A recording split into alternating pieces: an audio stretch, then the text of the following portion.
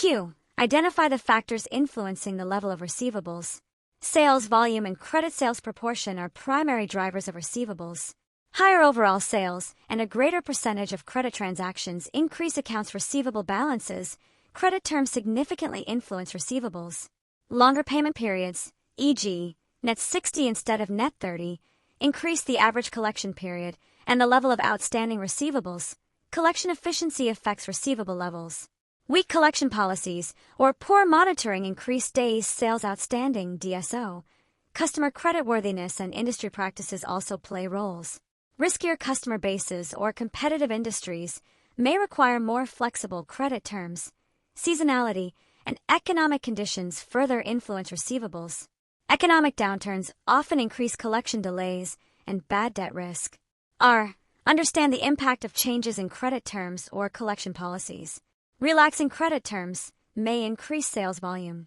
Offering extended payment periods or cash discounts can attract new customers and increase revenue. However, looser credit policies increase accounts receivable and working capital requirements. This ties up cash and may require additional short-term financing. Stricter collection policies reduce DSO and improve liquidity. Faster collections enhance cash flow but may discourage customers. Management must evaluate incremental profit from increased sales against incremental costs. Costs include bad debts, administrative expenses, and financing costs. Optimal decisions require marginal analysis to ensure that changes improve overall profitability and cash flow. S. Define default risk. Default risk refers to the possibility that a customer will fail to pay outstanding obligations. It represents a loss of expected cash inflows and directly impacts profitability. Higher default risk increases bad debt expense. Firms must estimate and record allowance for doubtful accounts to reflect potential losses. Credit evaluation procedures help assess default risk. Financial statements, credit scores, and payment history provide insights into customer reliability. Economic conditions influence default risk levels. Recessions typically increase non-payment risk. Managing default risk is essential to protect profitability while maintaining competitive credit policies. T. Identify and explain factors in determining an optimal credit policy. An optimal credit policy balances sales growth with risk and financing costs.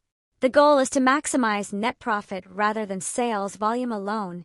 Key factors include expected increase in contribution margin from additional sales. This must exceed incremental bad debt and collection costs. Cost of capital influences decisions. Higher financing costs increase the opportunity cost of funds tied up in receivables. Competitive pressures and industry norms affect acceptable credit terms. Firms must remain competitive while controlling risk. Comprehensive analysis integrates profitability, liquidity, customer relationships, and risk management considerations. U. Define lead time and safety stock, and identify reasons for carrying inventory. Lead time is the period between placing an order and receiving the inventory. Longer or unpredictable lead times increase the need for additional inventory to prevent production or sales interruptions. Safety stock is extra inventory held to protect against uncertainty. It guards against unexpected demand increases or supplier delays. Companies carry inventory to meet customer demand, smooth production, and benefit from bulk purchasing discounts. Inventory ensures continuity in operations.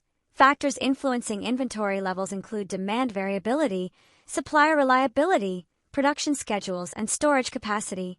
Effective inventory management balances service levels with cost control and working capital efficiency. 5. Identify and calculate costs related to inventory. Carrying, holding, costs include storage, insurance, obsolescence, and opportunity cost of capital. These costs increase as inventory levels rise. Ordering costs include administrative expenses related to placing and receiving orders. These costs decline as order frequency decreases. Shortage, stockout, costs arise when inventory is insufficient.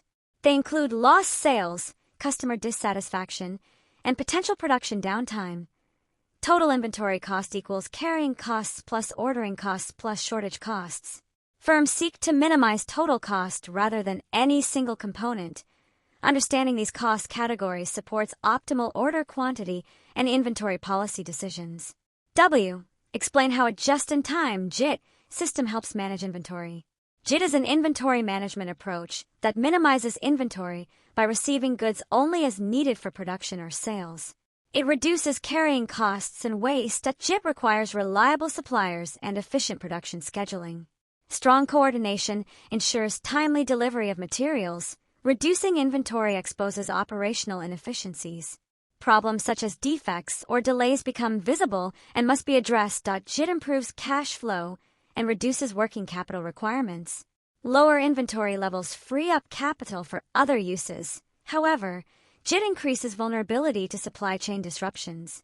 Effective implementation requires strong risk management practices,